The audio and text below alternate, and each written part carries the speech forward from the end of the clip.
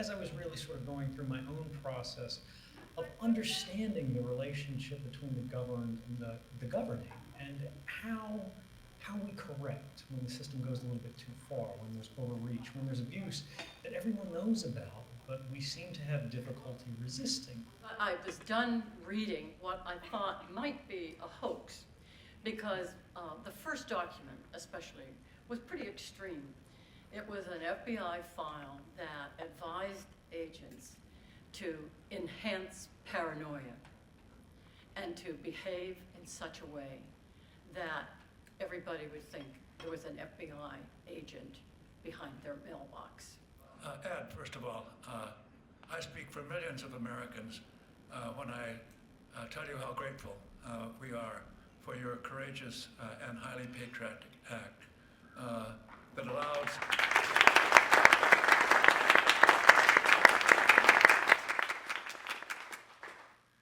you are facing in more recent years the same thing we were facing back in the 1970s, namely a cult of secrecy at the very top of government and combined with government overreach.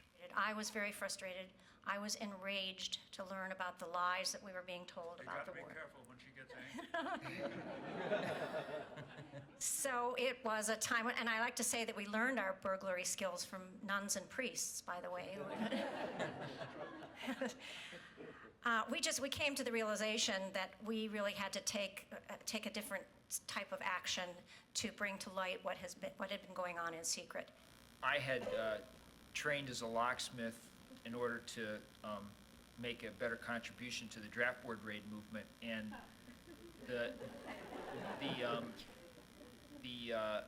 prior to the action, after Bonnie cased the inside, I went up and checked the outside and confirmed that the lock on the front door would be no problem. And about 2 weeks later, when we went back to do the action, somebody had added a second lock. And not just any second lock either. It was a very high security type of lock that is very difficult to pick with tools that I didn't have with me. On the day after the burglary, as you can imagine, Hoover was apoplectic. They made a wrong decision the day after the burglary, a crucial wrong decision, and that was that a man named John Peter Grady. One of the differences between Mr. Snowden's case and the reality for us was that he was known. He took responsibility for releasing those documents, and personal responsibility at great personal cost. I set myself up to be as anonymous as possible.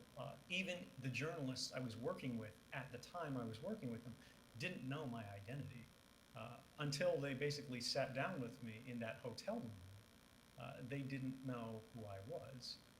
And that was very much because I was concerned that if something went wrong, I would have burnt my life to the ground and the public still wouldn't have learned the truth. I can speak with some small figure of authority here because I worked in these agencies. The mindset, the mantra nowadays today, particularly in terrorism, is mission first. That's literally the quote we use for everything, mission first, mission first. And the idea is that your work is so important, so necessary, so just, and so noble that anything can be sort of justified in pursuit of that cause. I think that we're in a dangerous situation, first stated by the second president of the United States, Adams, when he said, "Those who would sacrifice freedom to gain security deserve neither." I think we have some major discussions in this country about what do we do and not do in the name of national security. We want you to know Betty, because many years ago, when your dad and mother had important information about the FBI that we wanted to give to the American public, we gave it to Betty. And I was incredibly shocked. So I can't say what the future looks like. I can say I've been actively campaigning with the government. I've even volunteered for prison. But I've told them the one thing I will not do is I will not serve as a deterrent. for people who are trying to do the right thing. I won't be used to scare people out of abiding by their oaths to the Constitution and the American public. But it cut back to Stuart, who said, well, now we know how long it takes to go from a traitor to a hero, about 40 years. I think I can speak for all of us that we hope it's not that long.